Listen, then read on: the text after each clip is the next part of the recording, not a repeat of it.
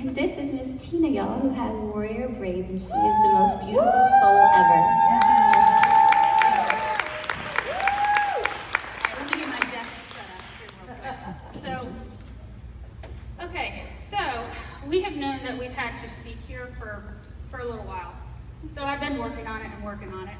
This is it.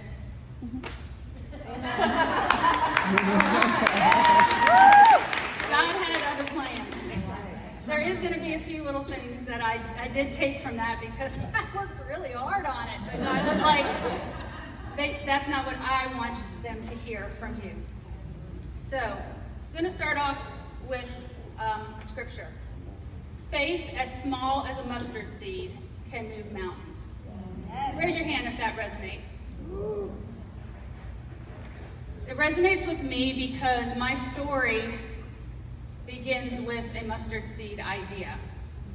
It started in 2020 when I was in a hospital bed. IVs, antibiotics, pain meds, everything you can think of, because I was recovering from another operation. And one night when it was actually quiet and they were giving me a little bit of time, because if you've ever been in a hospital, there is no rest in a hospital. But I had some quiet, and I heard God whisper, I have a plan for you. And I'm like, okay. And he's like, I want you to start a ministry, and I want it to be for people with chronic illnesses. And I'm like, I have a chronic illness. I have Crohn's disease. I have stage 2 liver disease. I have an ostomy. And everything you can think of that comes with that, I have. I'm in a hospital bed. I'm recovering. Are you kidding me? You want me to do what? And then I'm like, I know, it's the drugs. It's not God, it's the drugs. He's not really talking to me, but he was. So in 2020, the mustard seed of Warrior Braids Ministry started. There was no plan. There was no money. There was no radical strategy that was being done. It was just a little mustard seed. So sometimes God plants a big mustard seed when we're not ready. Because I would say when I'm in the hospital dealing with a chronic illness, I'm not ready to do anything but get better. That was the focus. So like I said, Warrior Braids Ministry, as a lot of people would think is like this grand idea, it took all this time. No, it just took a hospital bed. And a lot of things that have been planned for Warrior Braids Ministry has been done in a hospital bed. So I'm almost wondering if I need to go buy a hospital bed, bring it to my house, because that's when the ideas really come. I don't know. So I did write some notes. So anyway, God gave me an assignment. I was still working at the time. I worked in a hospital environment. And about 2 years after his whisper, he kept whispering. I was getting sicker and sicker. And I was like, I don't understand what you want me to do, because I can't even go to work. I can't even get through a day without pulling out my mattress that's underneath my desk and sleep at lunch just to finish a day. So in about 2022, my doctors were like, you're done. You can't work anymore. And I said, okay, well, how am I, I got to do stuff. Even though I'm sick, my mind still goes. This mind, doesn't matter what this body does, this mind, it still keeps going. So he said, it's time.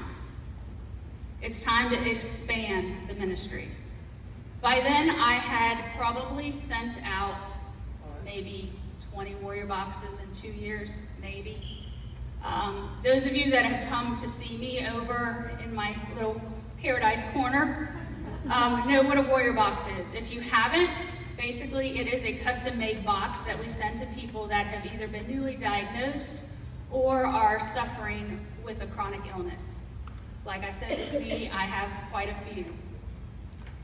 And that is a great gateway into Ambitious Daughters. Because in this last 3 months, had 3 wonderful visits to Chapel Hill Hospital. I was in the hospital 23 days over a 3-month period. When I got back after my 3rd visit, I was greeted with my very own warrior box from my ambitious daughter's sisters.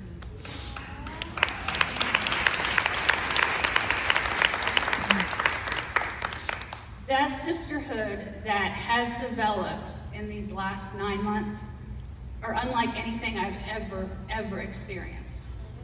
By them giving me that box, it's actually helped me be able to look at giving boxes to others in a whole different perception. You know, I mean, a lot of people I have, gotten thank yous, and it really meant something, but you don't get it until you get it, until you get the box. So I want to say thank you to everybody that was involved with that, because it was beautiful. The other thing about Ambitious Daughters is, and we're all women, except for the guys that are here, but women are not easy to get along with. Has anyone ever felt that? Yeah. Well, let me tell you about Ambitious Daughters. Here's got a little stuff here. Gossip. There's none. Only prayer.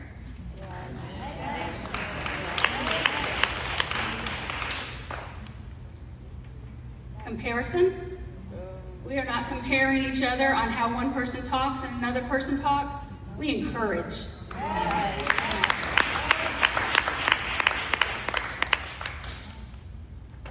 Competition? Oh, heck no. We are on the same team, and we celebrate each other in everything that we do. And if you came last year, you got a crown. And we are still straightening them.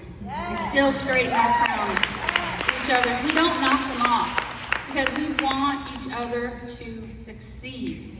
Because we know it's all for His glory, not ours. And I think the best thing about our sisterhood is we push each other towards Jesus. And isn't that what our purpose is? Aren't we here to serve?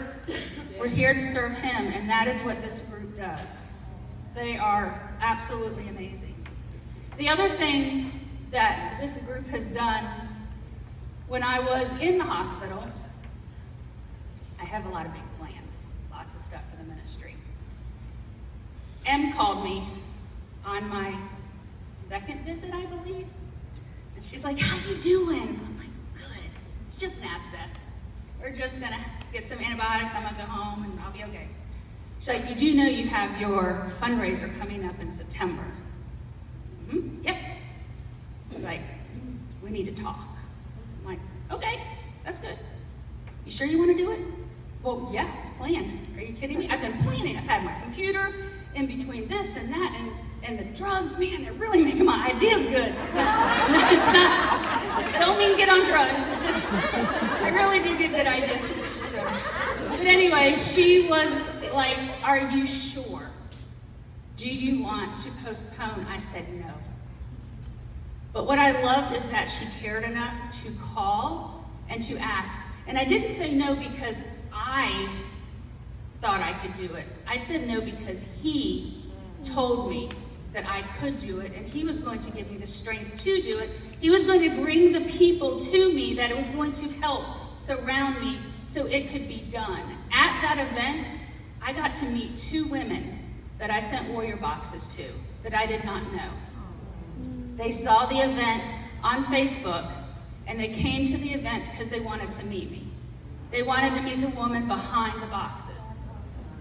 That was everything. That was worth every bit of pain that I endured after being at that event. And those that were there know that I could barely walk and I was doubled over. I still have a very hard time living every day with chronic illness. I'm not going to say it is rainbows and unicorns, but man, it's so much easier when you have a group of women behind you, when you have family, when you have friends that support you. You can do anything, but most of all, when you have Him and you know His faith in you and your faith in him is undoubtable. Undoubtable. 2, 1, jump. Thank you.